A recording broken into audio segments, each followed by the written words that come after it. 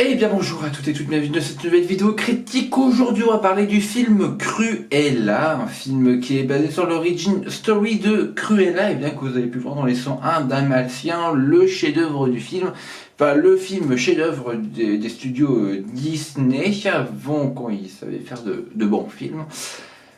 Comment Cruella est devenue méchante, comment Cruella est devenue cet antagoniste tant redouté par le monde de la mode, et comment elle a eu ses chiens, toutes ces réponses seront données dans ce merveilleux film. Bref les amis, c'est parti, voici ma review sur le film Cruella. Eh bien Cruella est jouée par l'excellente Emma Stone. Bref les amis, c'est parti, c'est l'heure de ma review, let's go.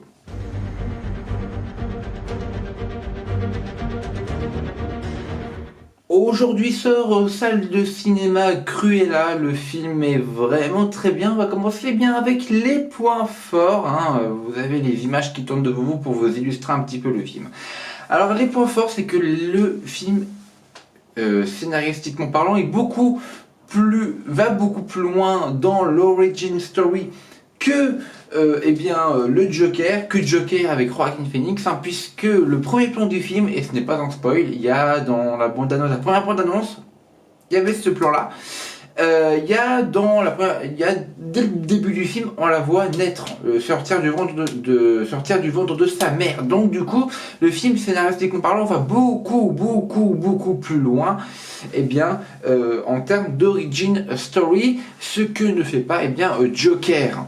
Dans Joker, il est déjà grand, il est déjà mature, il est déjà adulte. Là vraiment, on la voit dans toutes ces étapes de sa vie. Elle va au lycée, elle va au collège, il y a des problèmes. Elle crée ses amis, mais aussi ses ennemis. Vous allez le voir, tout ça est bien ficelé, tout ça est bien scénarisé, tout ça est bien mis en scène. Mais vraiment, son adolescence, sa préadolescence, sa jeunesse est vraiment très bien écrite. Et dès le départ, il y a ses cheveux, ses cheveux d'Annette, ce chocolat blanc, chocolat noir. Non vraiment, j'adore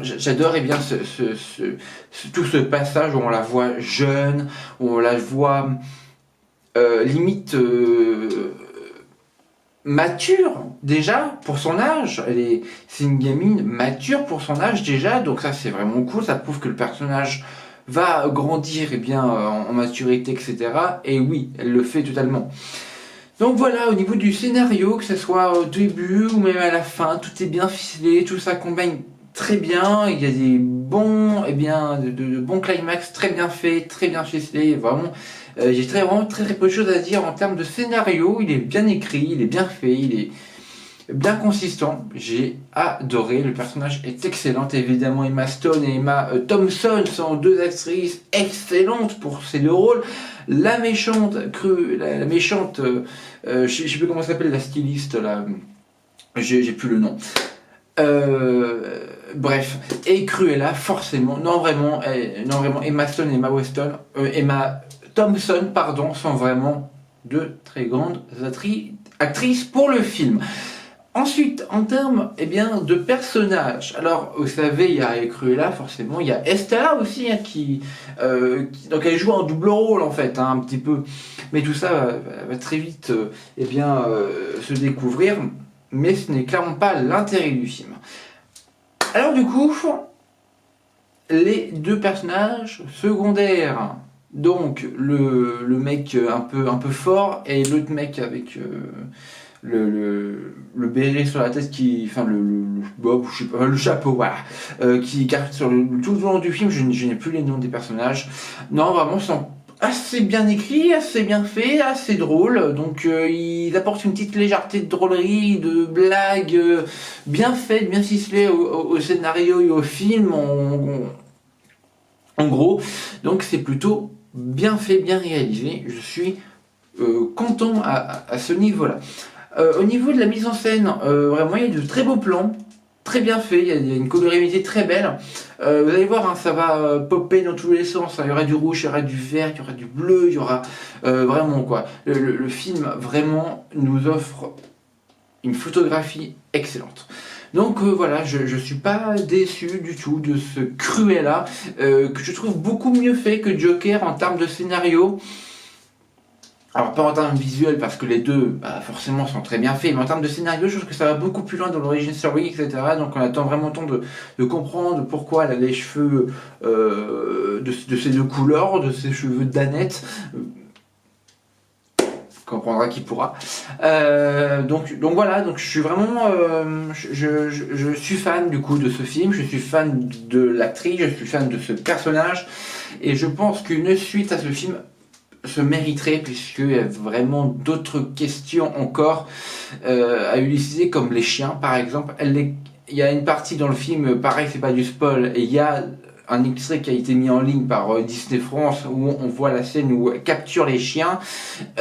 Ils n'ont pas leur importance dans le film, c'est un peu dommage, ils serviront à rien. Donc c'est un peu dommage, mais je pense que s'ils font une suite, ils pourront bien très largement rentrer dans ce domaine-là de comment elle peut apprivoiser des chiens aussi féroces et si dangereux. Donc ça peut être intéressant. Bon voilà les amis, c'était une petite critique, hein, vraiment, parce que j'ai pas grand chose à dire, j'ai pas grand chose à dire de négatif, j'ai beaucoup de choses à dire de positif. Ah, il y a quand même une scène qui est vraiment très bien faite, mais assez bizarre. Il y aura un contre-champ au bout d'un moment, alors que dans une agence de communication, quoi, de reporters, quoi, une agence de reportage, où en fait il y aura un champ contre champ, une discussion entre une ancienne amie de Estella, Cruella donc, et Cruella elle-même. Et donc du coup ils vont s'échanger et tout, et il y aura un champ contre champ. Et c'est chelou, mais le fond, l'arrière, et visuellement c'est bizarre parce que l'arrière-fond du champ contre champ est flouté. Et le moindre geste que font les personnages, la caméra va les suivre au moins millimètre. Et c'est un peu bizarre à regarder en fait.